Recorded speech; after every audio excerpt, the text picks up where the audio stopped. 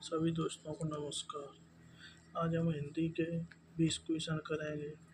वो बहुत ही इम्पोर्टेंट है। अब देखते हैं पहला क्वेश्चन कौन सा है। हिंदी में ध्वनियाँ कितने प्रकार की होती हैं? तो हिंदी में ध्वनियाँ कितने प्रकार की होती हैं दोस्तों? हिंदी में ध्वनियाँ दो प्रकार की होती हैं। कितने प्रकार की होती हैं? दो प्रकार की। दो प्रकार की होती हैं। मात्रा के आधार पर स्वर कितने प्रकार के होते हैं? मात्रा के आधार पर स्वर कितने प्रकार के होते हैं? मात्रा के आधार पर स्वर 3 प्रकार के होते हैं। कौन कौन से होते हैं? एक तो पहला होता है लघु स्वर, दूसरा दीर्घ स्वर, तीसरा विलुप्त स्वर। जिह्वा के आधार पर स्वर कितने प्रकार के होते हैं? जिह्वा के आधार पर स्वर 3 प्रकार के होते हैं। अग्र, मध्य और पश्च। अग्र,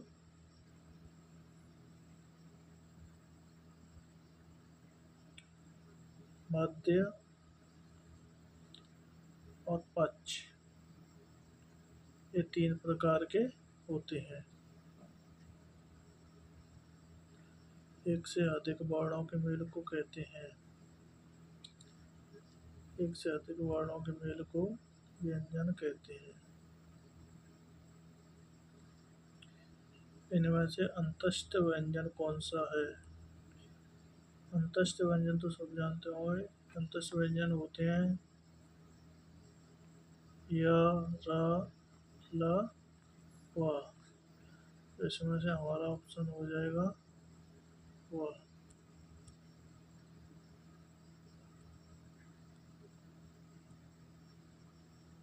निम्न में से अल्प प्राण व्यंजन कौन सा है? अल्प प्राण व्यंजन कौन सा है? अल्प होते हैं देखो, ये पहला अल्प, दूसरा महान, तीसरा अल्प, चौथा महान। तो इसमें से उसने पूछा निम्न में से अल्प प्राण कौन सा है? निम्न में से अल्प प्राण होगा इसमें से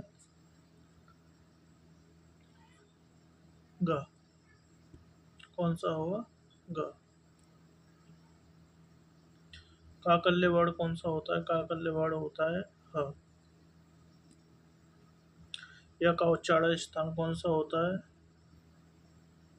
इच्छासु, का इच्छासु नाम तालु। और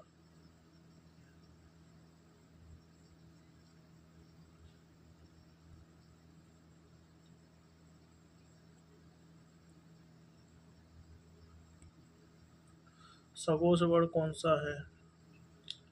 सगोश वर्ण में आ जाता है वह।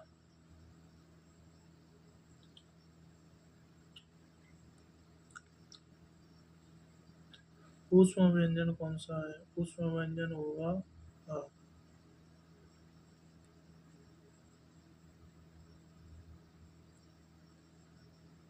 हिंदी भाषा की कुल वर्ण लिपियां हैं। हिंदी भाषा की कुल कितनी वर्ण लिपियां हैं? 52। कितनी है? 52। अद्विव्रत स्वर कौन सा है? अद्विव्रत स्वर हो जाएगा ओ। और ये सभी तीनों किससे बनते हैं? ये तीनों स्वर की सहायता से बनते हैं। जैसे का उच्चारण स्थान कौन सा हो? कंठता। ता वर्ग की ध्वनिया का उच्चारण स्थान कौन सा है? तुलसा नाम दंत। कौन सा होगा? तुलसा नाम दंत। वह व्यंजन है और व्यंजन कौन सा होगा इसमें से? अंत अंतस्त्य। दो व्यंजन जब एक साथ मिलते हैं जो क्या कहते हैं? दो व्यंजन जब एक साथ मिलते हैं तो उनको संयुक्त व्यंजन कहते हैं। क्या कहते हैं? संयुक्त व्यंजन। स्पर्श व्यंजन कंठ ध्वनि, अघोष और महाप्राण ध्वनि है। जो सघोष भी हो, कंठ ध्वनि हो, अघोष हो, महाप्राण हो, ऐसी कौन सी है? ऐसी ध्वनि है ख। कौन सी है? ख। अनुसार किसका काम करता है? अनुसार विसर्ग का काम करता है। अनुसार पंचम वर्ग का काम करता है। किसका? पंचम वर्ग। निम्न में से कौन सा संयुक्त स्वर नहीं है? निम्न में से कौन सा संयुक्त स्वर नहीं है? ये ऊपर भी कराया है ना? हाँ वही। संयुक्त स्वर नहीं है। कौन सा नहीं है? वो नहीं होगा।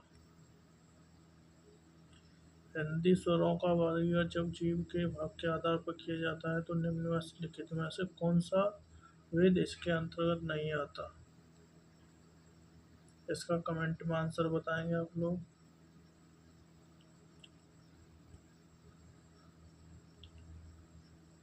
और सब्सक्राइब कर लीजिए, बेल आइकन को दबा लो, लाइक करो, शेयर करो। थैंक्स।